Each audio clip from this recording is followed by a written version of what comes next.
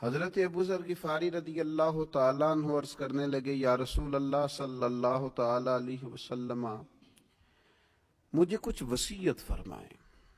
اب اس طلب کے ساتھ اور اس کیفیت کے ساتھ جب صحابہ عرض کرتے تھے تو پھر نبی پاک علیہ السلام کی رحمت بھی چھما چھم برسا کرتی تھی، اور وہ علم و حکمت کے خوبصورت قطرے جو صحابہ پر برسا کرتے تھے، ان کا فیض اللہ تعالیٰ نے امت مسلمہ کو بھی عطا فرمایا۔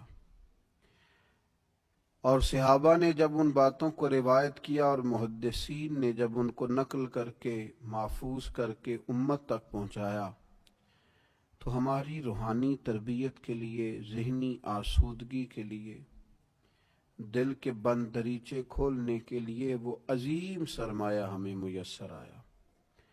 حضرت ابو ذر غفاری رضی اللہ تعالیٰ عنہ جب عرض گزار ہوئے کہ یا رسول اللہ صلی اللہ تعالیٰ علیہ وسلم، مجھے کچھ وصیت فرمائیے، تو نبی پاک علیہ الصلوۃ والسلام نے فرمایا، میں تم کو اللہ تعالیٰ سے ڈرتے رہنے کی وصیت کرتا ہوں،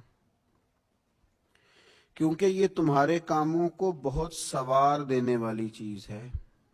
یعنی حضور نے وصیت بھی فرمائی اور اس وصیت کی حکمت بھی بیان کی، اس پر عمل کرنے سے جو خوبصورت نتیجہ برآمد ہوگا وہ نتیجہ بھی بیان فرمایا۔ میں تمہیں اللہ تعالیٰ سے ڈرتے رہنے کی وصیت کرتا ہوں، یہ تمہارے سب کاموں کو سنوار دینے والی چیز ہے۔ سیدنا ابو ذر رضی اللہ تعالیٰ عنہ عرض کرنے لگے، یا رسول اللہ کچھ اور وصیت فرمائیے۔ تو نبی پاک علیہ الصلوۃ والسلام نے فرمایا، میں تمہیں قرآن مجید کی تلاوت اور ذکر الہی کو اپنے اوپر لازم کر لینے کی وصیت کرتا ہوں۔ اس کا فائدہ یہ ہوگا، جب تم قرآن مجید پڑھو گے، ذکر الہی کرو گے، تو فرمایا تمہارا ذکر آسمانوں میں ہوگا اور زمین میں یہ تمہارے لیے نور بنے گا۔ حضرت ابو ذر رضی اللہ تعالیٰ عنہ کا شوق یوں لگتا ہے اور دوبالا ہو رہا تھا۔ عرض کی حضور کچھ اور وصیت فرمائیے۔ تو نبی پاک علیہ الصلوۃ والسلام نے فرمایا، طویل خاموشی کو اختیار کرو، دیر تک چپ رہا کرو۔ فرمایا اگر تم اسے لازم کر لو گے تو یہ چیز شیطان کو بہت زیادہ پھٹکارنے والی ہے، دور کر دینے والی ہے، اور تمہارا طویل ٹائم خاموش رہنا، لمبا وقت چپ رہنا تمہارے دینی کاموں میں تمہارا مددگار ہوگا۔ حضرت ابو ذر غفاری رضی اللہ تعالیٰ عنہ نے عرض کی، یا رسول اللہ کچھ اور فرمائیے۔ تو حضور نے فرمایا، بہت زیادہ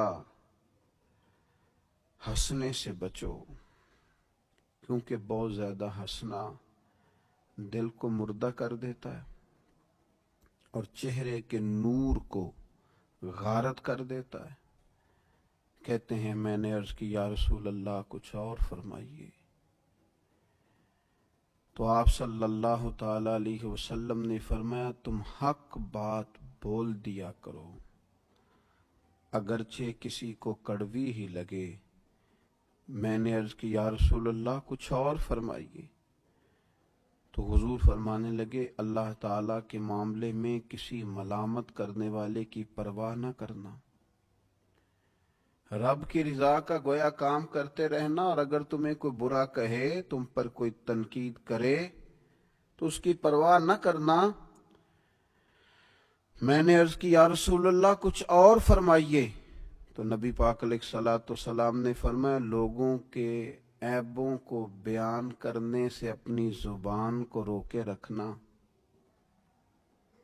اور ایسے عیب جو اگر تم غور کرو اور تم جانتے ہو کہ تمہارے اپنے اندر بھی موجود ہے، لوگوں کے بارے میں وہ عیب بیان کرنے سے روکنا۔ 7 وصیتیں اللہ کے محبوب علیہ السلام نے سیدنا ابو ذر غفاری کو عطا فرمائیں۔ دین و دنیا کی ساری حکمتیں، علم و معرفت کے سارے پھول محبوب پاک علیہ السلام کی ان 7 حکمتوں میں پوشیدہ ہیں۔ اگر ساری دنیا کی دانائیوں کو کھنگالا جائے، ٹٹولا جائے، اور بندہ مومن اپنی روحانی تربیت کے لیے اور راہ سلوک پر چلنے والے سالکین طریقت اپنی باطنی ترقی کے لیے ان 7 باتوں پر عمل کریں، تو میرا خیال ہے کہ انہیں کسی اور طرف جانے کی ضرورت نہیں پڑے گی۔ اللہ کریم ہمیں اپنے محبوب پاک علیہ السلام کی ان خوبصورت باتوں پر عمل کرنے کی خاص توفیق عطا کرے۔